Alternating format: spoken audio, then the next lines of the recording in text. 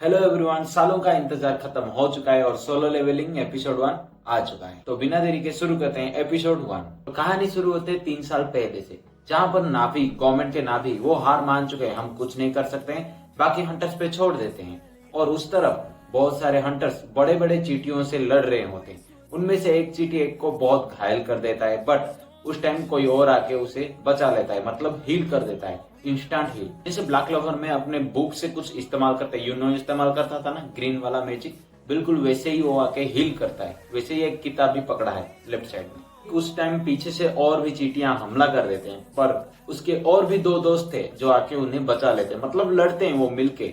इससे पता चल जाता है कि वो एस रैंक हंटर है, मतलब वहां पर जो सिपाही थे वो बता रहे हैं एस रैंक हंटर, मतलब बाकी भी बहुत सारे A B C D, S मतलब सुपर ही होगा। तो पहले बंदा आया था वो वापस सबको हिल करने लगता है, बाकी सिपाहियों को, और दो बाकी थे वो व्हाइट चींटियों से लड़ने लगते हैं। तीनों का पावर डिफरेंट है, एक हीलिंग करता है और दूसरा इलेक्ट्रिक क्लो यूज करता है, और एक जो हल्के जैसा फिजिकली अटैक करता है। तीनों का नाम है ब्योंगो, यूनो और एंशियो।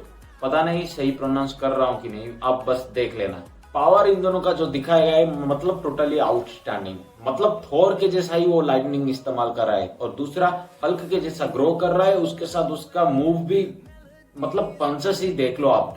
सिटी के दूसरी तरफ बहुत सारी चींटी अंदर आ चुके थे, और सोई नाम के एस रैंक हंटर ने फायर फ्लेम, मतलब फायर इस्तेमाल करके सबको रोक रहा है। अब ये मॉन्स्टर चींटियां कहां से आई, ये क्वेश्चन है। देखो 10 साल से भी पहले एक पोर्टल ओपन होता है, मतलब इस डायमेंशन में कनेक्ट होता है। उसके अंदर बहुत सारे मैजिक मॉन्स्टर्स थे, इस डायमेंशन में आ जाते हैं। नॉर्मल वेपन उनके अगेंस्ट कुछ भी नहीं काम करता है, मतलब जो गवर्नमेंट गन वन है उनके अगेंस्ट सिर्फ मैजिक पावर इस्तेमाल कर सकते हैं। मतलब जिस इंसान के पास मैजिक पावर है वो ही उन्हें हरा सकते हैं। उनको हंटर्स नाम देते हैं और उनके ताकत के अनुसार उन्हें डिवाइड करते हैं। S rank, A rank, B C D ऐसे करके ई तक है। फिर प्रेजेंट टाइम में दिखाते हैं, वहां पर कुछ लोग इकट्ठा हुए हैं अपने मिशन कंप्लीट करने के लिए, और मिशन कंप्लीट करने पे कुछ पैसा मिलता है, वो जो घर लेके जाते हैं। फिर संग नाम के लड़के का एक एंट्री होता है, उसे सब पूछते कैसा है, तू ठीक ठाक है ना नहीं, मतलब वो ई रैंक में है, मतलब सबसे कमजोर मिशन उसे मिलता है, और फिर भी उससे चोट लग जाता है, इसीलिए उसे वीकेस्ट हंटर के नाम से सब बुलाते हैं। फिर जिनो नाम के लड़की का एंट्री होता है, वो हालचाल पूछता है संग को, और खुद का ख्याल क्यों नहीं रखता है, और तुझे हील क्यों किसी ने भी नहीं किया पूछता है। एक्चुअली वो दोनों भी उस मिशन के लिए ही आए हैं जो बाकी सब आए हैं। उनको एक पोर्टल के अंदर, मतलब एक गुफा में जाना था, और वहां पर बीस्ट को मारना था, बहुत सारे बीस्ट को, इसीलिए उनको इकट्ठा किया गया है और मिशन के लिए जाते हैं। संग अपने पॉकेट से एक नाइफ निकालता है और उसमें थोड़ा बहुत मैजिक है, मतलब उसके औकात के अनुसार वो पकड़ा है अपना सोड ही, सोड तो नहीं बोल सकते, नाइफ ही, मतलब जो इनकम आते हैं उनसे वो खरीदते हैं, वेपन खरीदते हैं और उससे वो लड़ाई करते हैं। बट इसके संग के पास ज्यादा पैसा नहीं है। फिर ऑफिस में एक बुढ़ा को दिखाया जाता है जो बात करते हैं दोनों मिलके। उनसे पता चलता है कि जो भी हंटर्स लड़ने जाते हैं वहां पर उन्हें जेम्स, क्रिस्टल, बहुत कुछ मिलता है, और वो अपने सुपीरियर को देते हैं। सुपीरियर उनसे वेपन बनाता है, उनकी ही लड़ाई में जो मदद आता है। बट गवर्नमेंट उनसे वो वेपन चाहता है, मतलब वो क्रिस्टल जो कि सबसे अलग है, वो में भी पावर हाउस की तरह इस्तेमाल करेंगे और वेपन भी की तरह इस्तेमाल कर सकते हैं। सॉन्ग को भी वैसे ही एक जेम मिलता है, उसका वैल्यू किसी को भी पता नहीं है, बट एक बीस्ट उसे बहुत सीरियसली इंजुरी कर देता है।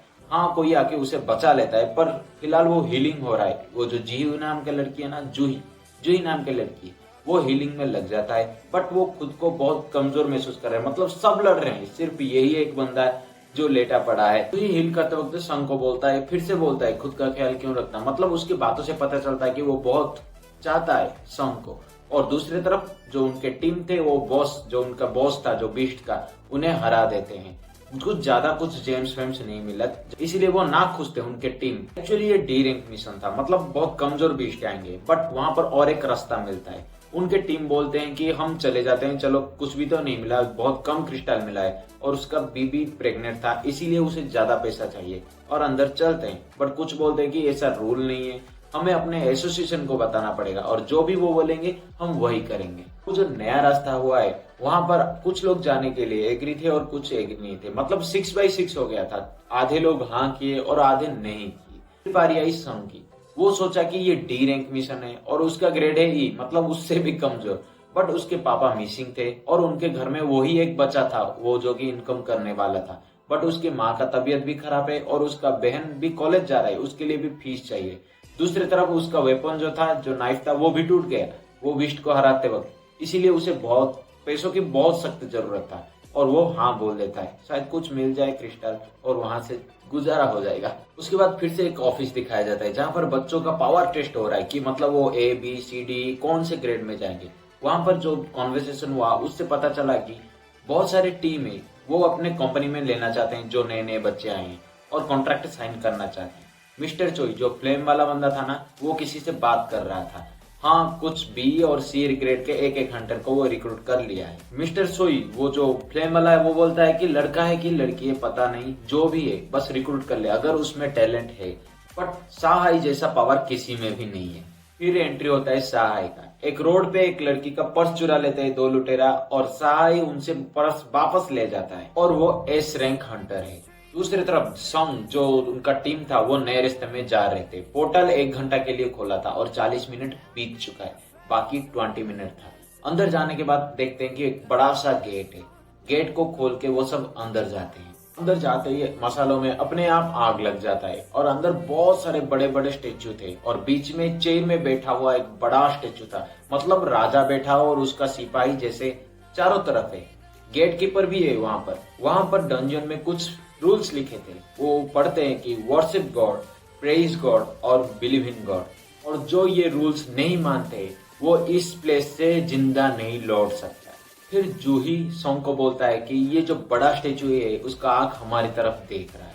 सॉन्ग भी देखता है उसका आंख हमारी तरफ देख रहा है कि नहीं, पर पीछे से जो बड़ा दरवाजा था वो ऑटोमेटिकली क्लोज हो जाता है। दरवाजा क्लोज होते ही देख के उनमें से एक गुस्सा हो जाता है, मतलब क्या बकचोदी चल रहा है, मैं पहले से बोल रहा था अंदर नहीं आऊंगा, और फिर वो दरवाजा खोलने जाता है।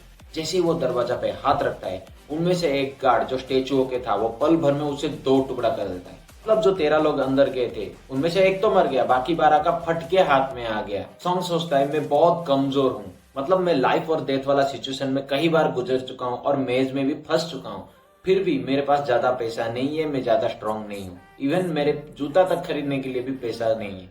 लोग ज्यादा पैसा इनकम करके ज्यादा बड़े बड़े वेपन खरीदते हैं ताकि और भी ज्यादा इनकम कर सके, बट मेरे पास कुछ भी नहीं है। बस मैं एक ही काम कर सकता हूँ, जो हो रहा है वो ऑब्जर्व करूँ, क्या चल रहा है क्या नहीं। जैसे ही उसे पता चलता है कि एक वो गार्ड मूव करते हैं, वो ठीक पीछे देखता है, मतलब जूही ने बताया था ना वो आंख हमें देख रहा था, वहां पर उस बड़े स्टेचू में देखता है और वो स्टेचू लेजर बीम छोड़ता है और वो झुकने के लिए भी बोलता है, पर कुछ जल जाते हैं। जो भी हो रहा था उसके सर से ऊपर जा रहा था, वो बहुत डर गया है। वो जूही को तो बचा लिया, बट उसके सामने D रैंक, उससे ऊपर रैंक वाला 2 टुकड़ा हो गया और एक जल के उसके सामने ही पड़ा है। वो बस एक ही सोच रहा था कि वो मरने वाला है। ये एपिसोड यहीं खत्म था। ये एपिसोड से पता चलता है जैसे ब्लैक क्लोवर में बहुत सारे कैप्टन थे ना और उनके अंडर बहुत सारे स्टूडेंट थे, बिल्कुल वैसे ही S रैंक वाले हंटर के अंडर बहुत सारे स्टूडेंट है। फिलहाल के लिए 4 ही लगते हैं, क्योंकि जो 4 पहले पास्ट में दिखाया था ना वो 4 ही होंगे, क्योंकि वो फ्लेम वाला बंदा था ना जो कैप्टन बन के बैठा है, वो खरीदता है, मतलब उसके अंडर कॉन्ट्रैक्ट साइन करता है नए नए टैलेंट को। ओवरऑल एपिसोड को देखो तो एनिमेशन बहुत अच्छा है, 10 आउट ऑफ 10। और रही बात सॉन्ग की, शायद वही मेन कैरेक्टर है, कैसे कमजोर से ज्यादा ताकतवर बनेगा वही दिखाया जाएगा। स्टोरी लाइन तो कुछ भी नहीं पता चलेगा, एक एपिसोड से क्या पता चलेगा। हाँ, इतना पता है कि 10 साल से पहले कुछ बीस्ट पोर्टल से अंदर आ गए थे और एक डायमेंशन से इस डायमेंशन में, और उनके पास कुछ जेम्स क्रिस्टल बहुत कुछ है जिससे गवर्नमेंट पावर वेपन भी बनाना चाहते हैं। सब बोल रहे हैं कि आगे जाके डीमन स्लेयर को टक्कर देगा। हाँ, टक्कर दे सकता है, बाकी रहा स्टोरी लाइन पे, और ताकत में देखा जाए तो टक्कर दे सकता है डीमन स्लेयर को। सोलो लेवलिंग का फर्स्ट एपिसोड का इंप्रेशन आपके लिए कैसा रहा वो कमेंट करके जरूर बताना। और नेक्स्ट वीक इसका एपिसोड 2 आने वाला है, उससे पहले सब्सक्राइब एंड लाइक जरूर कर लीजिए। इतना ही नहीं, बहुत सारे इंटरेस्टिंग वीडियो भी आने वाला है इस चैनल पे। तब तक के लिए